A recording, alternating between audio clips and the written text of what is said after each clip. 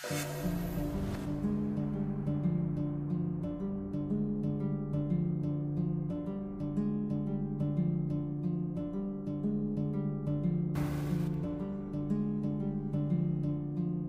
Kelsey Barrett ay ipinanganak noong September 15, 1989. Siya ay isang piloto at flight instructor ng DOS Aviation sa Colorado Springs. Katunayan siya nagtatrabaho sa kanilang training facility sa Pueblo, Colorado kung saan ay nag-ooperate sila ng mga US Air Force Initial Flight Training Program. Siya ay engaged kay Patrick Frazee na siyang ama din ng kanyang anak na babae.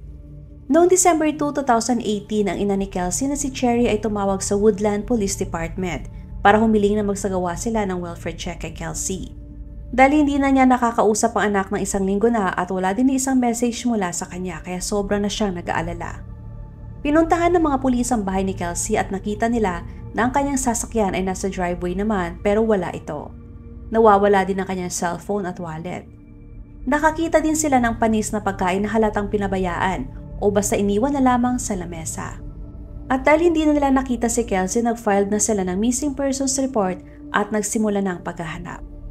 Habang nagsasagawa ng investigasyon ng mga pulis, nalaman nila na huli siyang nakita bandang 12:30 ng tanghali noong November 22, eksaktong pang 10 araw bago nag-report ang kanyang ina sa mga pulis. Nakausap pa ni Cheryl si Kelsey sa telepono noong araw na yon. Nakita siya sa surveillance camera ng Safeway Supermarket sa Woodland Park at bitbit ang anak niya na si Kaylee. Ang 32-year-old naman na fiancé ni Kelsey ay sinabi na huli niyang nakita ang babae nung kinuha nito ang kanilang anak. Sinabi din ni Patrick na hiwalay na sila ni Kelsey. Noong tinanong si Patrick ni Cheryl at ng mga pulis kung nasaan si Kelsey, sinabi niya na siya ay piloto kaya maaaring pumunta ito kung saan. Pero ang nakakapagtaka, bakit hindi niya pinaalam sa mga pulis na nawawala si Kelsey? Kilala ni Cheryl ang anak at alam na hindi ito basta na lamang aalis nang hindi nagpapaalam. Sinabi ni Patrick kay Cheryl na nakatanggap siya ng text mula kay Kelsey noong November 25, pero hindi niya sinabi kung ano ang nilalaman ng text. Ang employer ni Kelsey ay nakatanggap din ng text mula sa kanya noong November 25 na nagsasabing siya hindi muna papasok ng isang linggo. At hindi lang yon dahil na-discovery din ng mga pulis na sa kaparehong araw ay nag-ping ang cellphone ni Kelsey malapit sa Gooding, Idaho na may layong 800 miles mula sa kanyang bahay. Case at this time. Was there any blood on the TV, do you remember? Yeah, there was blood on the TV. Okay. This is completely out of character. Kelsey loves her God, she loves her family and friends, and she loves there was blood on top of coffee maker. There was blood. Right out of the local mystery gaining national attention. Nagsagawa ng vigil ang mga tao para kay Kelsey sa pangunguna ng kanyang ina. Pero hindi dumalo si Patrick kahit sa press conference ay hindi rin siya pumunta. Ang mga pulis ay nag-offer na ng $25,000 na reward sa kung sino man ang makakapagbigay ng impormasyon o nakakaalam kung nasaan si Kelsey. Makalipas ang 4 na araw matapos mai-report na nawawala si Kelsey, kumuha na ang mga pulis ng search warrant para masuri ang bahay ni Patrick. At nung pinuntahan ni Cheryl ang bahay ng kanyang anak, habang siya ay nag-iikot-ikot, napansin niya na parang may kahina-hinalang man siya sa bandang ibaba na parte ng toilet seat. Kaagad niyang tinawag ang mga pulis at kinumpirma nila na dugo ang kanyang nakita. Nung mas masusing sinuri ng mga pulis ang bahay, nakakita sila ng dugo sa kanyang banyo, bathtub, pader, basurahan, sahig at sasaksakan ng kuryente. Inaresto ng mga pulis si Patrick noong December 21, 2018. Degree murder of Kelsey Barrett, and he is currently being held in the Teller County Jail. As a reminder, Patrick Frazee is presumed innocent until proven guilty. As you can tell from the arrest, sadly, we do not believe Kelsey is still alive. Si Patrick ay kinasuhan ng first-degree murder at hindi siya pinayagan na makapagpiyansa habang nag-aantay ng kanyang trial. Hindi sinabi ng mga pulis kung ano ang nakita nilang ebidensya na siyang dahilan kung bakit nila hinuli si Patrick. Pero sinabi nila na naniniwala sila na patay na si Kelsey at alam nila na may nangyari sa kanyang bahay. December 31, formal nang kinasuhan si Patrick ng 5 counts of murder. Yun ay 2 counts ng first-degree murder at 3 counts ng solicitation to commit murder. Ibig sabihin na sinubukan niyang patayin si Kelsey ng makatatlong beses. 3 beses bago niya tuluyang mapatay. Makalipas ang ilang araw, inaresto ng mga pulis ang 32-year-old na babae na nagngangalang Crystal Lee. Si Crystal Lee ay isang nurse na nagtatrabaho sa Idaho. Naalala nyo kanina ang sinabi ko na nakita nag-ping ang cellphone ni Kelsey sa Idaho? Katunayan ay si Crystal ang nagsisend ng mga text messages kay Patrick at sa trabaho ni Kelsey mula sa cellphone mismo ni Kelsey. Nag-plead guilty si Crystal sa kasong 1 count ng tampering with physical evidence at sumang-ayon siya na mag-testify laban kay Patrick. Si Kelsey at Patrick ay hindi ang magkasintahan na ang buong akala ng lahat ay maayos at masayang relasyon.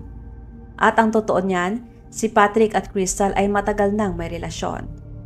Masasabing on and off ang kanilang relasyon at tumagal yun ng 10 taon. Si Crystal ay may asawa din at anak pero hindi nalaman kung paano sila nagkakilala ni Patrick. Ang gustong mangyari ni Patrick ay mawala na si Kelsey at mapunta sa kanya ang buong kustodya ng kanilang anak. At yun ang pinaniniwalaang motibo sa nangyari kay Kelsey. Ang isa pang motibo na pininiwalaan ng mga pulis ay dahil sa insurance policy ni Kelsey na nagkakahalaga ng $85,000 na siyang nakalagay na beneficiary. Pero malas lang ni Patrick dahil hindi na rin yun ni Kelsey ang kanyang policy sa bagong kumpanya. Kaya walang makukuha ni Cinco si Patrick. Ayon kay Crystal, sinabi sa kanya ni Patrick na si Kelsey ay masama ang ugali, nananakit, walang kwentang ina sa kanilang anak at nagdodroga din daw si Kelsey.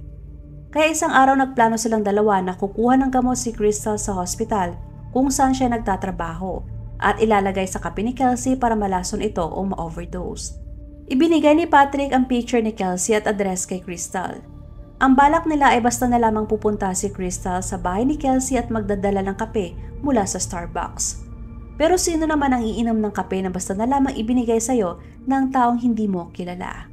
Kaya matapos ang 3 beses na pagtangka nilang pagpatay kay Kelsey, ngunit hindi sila nagtagumpay, nagdesisyon na si Patrick na siya na mismo ang gagawa. Pumunta siya sa bahay ni Kelsey at bitbit ang isang baseball bat na itinago niya noong Thanksgiving Day. Ang kanilang anak na si Kaylee ay natutulog sa kabilang kwarto ng mga oras na yon. Tinakpan niya ang mata ni Kelsey at sinabi na may palaro siya. Sinabi niya na sisindi siya ng mga scented candles at huhulaan ni Kelsey kung ano ang pangalan ng amoy ng kandila. Habang nakatakip ang mata ni Kelsey at habang nag-aantay sa ipapahula sa kanya ni Patrick, dahan-dahan naman itong kumuha ng itinago niyang baseball bat at hinampas yun kay Kelsey ng 10 hanggang 15 beses. Ang huling salita na nasabi na lamang ni Kelsey ay, "Please stop." Kaagad na tinawagan ni Patrick si Crystal para tulungan siya linisin ang mga kumalat na dugo. Kaya nagmaneho ng 12 oras si Crystal mula sa Idaho at naglaan siya ng 4 na oras para linisin ang mga kumalat na dugo. We're inside Kelsey's apartment with Crystal. Her attorney's with us. So, what did you see? When I first walked in, I saw blood all over the floor. I saw blood up the wall. Saw blood on this wall. That's what I first saw. And then what else was in here? I know it's kind of torn up right now, but... There were 2 chairs right there with a TV on top of it. All right. There was a bunch of baby toys around the front. Okay. What did you start cleaning up first? I started picking up things that were blood splattered that I would have a hard time getting blood out of. Okay. Can you specifically show us, in the interview you told us that you had left blood spots. Can you show me where you left those? And then I'd like Eric to go ahead and take a photograph of those areas. Okay. All right. Right there. All right. So can you go ahead and point to the first one and just let Eric will tell you where to. When he's ready to take the I don't picture. now, but it was maybe right there. I know it was down low and then I went up high. There might have been blood. There was a lot of blood. So they're on the floor, all over the floor. And there may have been bloody footprints in here, but I don't specifically remember. So with this broom, can you point to the area where you saw and clean blood up on the wall? Just hold it there so we get a picture of that. Okay, anywhere else? It was the spray was from here all the way. At one point, he even asked her to search for a tooth, near a vent. Ayon kay Crystal, habang siya ay naglilinis, nakakita pa siya ng mga tumalsik na ngipin ni Kelsey. Nakapuno din siya ng 4 na basurahan mula sa mga gamit na may talsik ng dugo at saka sinunog niya ang mga yon. Ipinasok daw ni Patrick ang katawan ni Kelsey sa itim na bag at dinala ang katawan niya sa kanilang family farm. Kasunod nun ay binuhos niya ito ng gasolina, tinambakan ng mga kahoy at saka sinunog. Sinabi ni Crystal na habang nasusunog ang katawan ni Kelsey, nakita niya ang ina ni Patrick na si Sheila na lumabas at nunood pa kay Patrick sa kanyang ginagawa. October 28, 2019, nagsimula na ang trial ni Patrick. Ang prosecution ay nakatuon sa mga text messages, video surveillance at mga testimonya ng mga witness at mag-establish ng timeline at patunay na guilty si Patrick.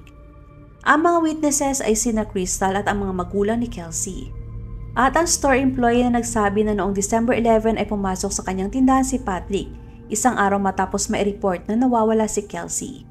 Ayon sa kanya, nagtanong sa kanya si Patrick kung may paraan ba na mapalitan ng password ng cellphone na wala sa kanya o hindi niya hawak, at kung paano ma-recover ang mga data mula sa nasirang cellphone. Sa huling araw ng trial ni Patrick, may isang inmate na nagsabi sa korte na kinausap daw siya ni Patrick na gamitin ang kanyang koneksyon para patayin ang ilang mga witnesses sa kanyang kaso. Isinulat pa niya ang mga detalyadong instructions kung saan makikita ang mga witness na isinulat niya sa toilet paper. Sa mga witness na yon, ang tinutukoy ni Patrick ay si Crystal. Gusto umano niya na makita na may bala sa ulo si Crystal. Si Patrick ay napatunayang guilty sa kasong murder, tampering with a deceased human body at 3 counts ng solicitation to commit first-degree murder. Siya ay senentensya ng life imprisonment ng walang parol at karagdagang 156 years para sa iba pang kaso laban sa kanya.